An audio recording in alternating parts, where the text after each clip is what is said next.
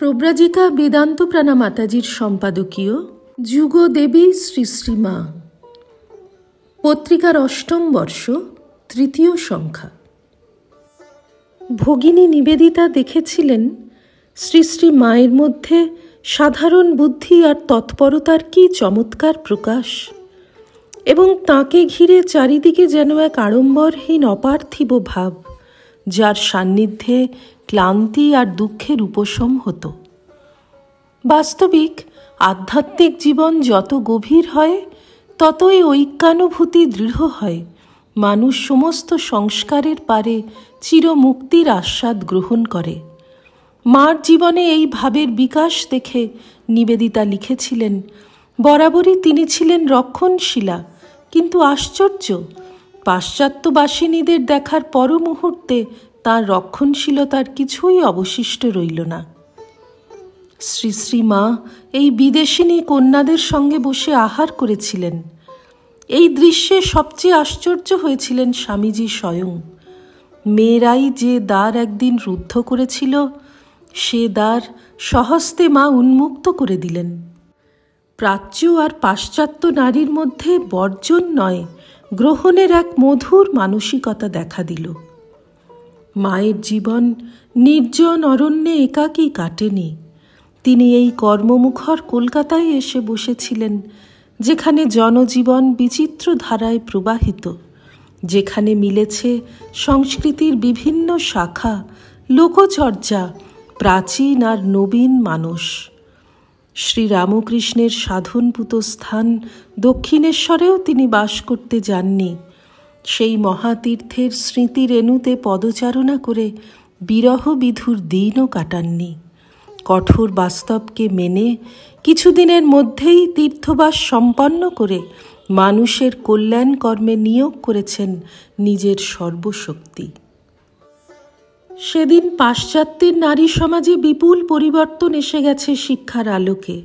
ভারতীয় নারী তখনও গৃহে বন্দী, শিক্ষায় বঞ্চিত। তুলনায় আজকের সমাজের চেহারা অনেক বদলে গেছে। পাশ্চাত্য শিক্ষার সঙ্গে এসেছে স্বাধীনতা আর ভোগপ্রবণতা। এই সংগ্রাম সারা পৃথিবীর মেয়েরাই করছে। শিক্ষার জাদু স্পর্শে এই জাগরণ অবশ্যম্ভাবী, কিন্তু নারীর বিকাশের মূল মন্ত্রটি নিহিত আছে তাদের নিজেদের অন্তরে।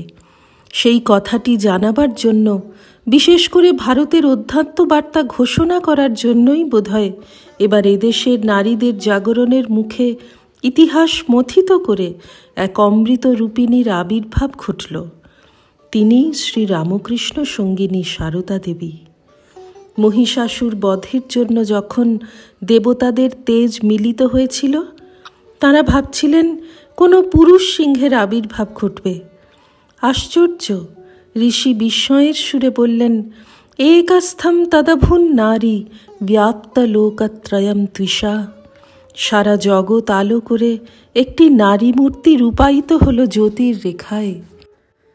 এ যুগে অবতারের তারণ শক্তি শুধু বিবেকানন্দকে নয়, নির্মাণ করেছিল এক সবলা নারী মূর্তিকে।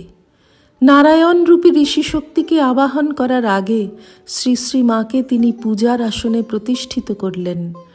দেবগণ কর্তৃক সম্মানিতা দুর্গা দেবী সিংহনাদ তুলে অট্টহাসিতে ধরা কম্পিত করেছিলেন। শ্রী রামকৃষ্ণের আরাধ্যা দেবী স্বমহিমায় জাগ্রত হয়ে আত্মশক্তির ঘোষণা করে বললেন, তুমি অত ভাবছ কেন?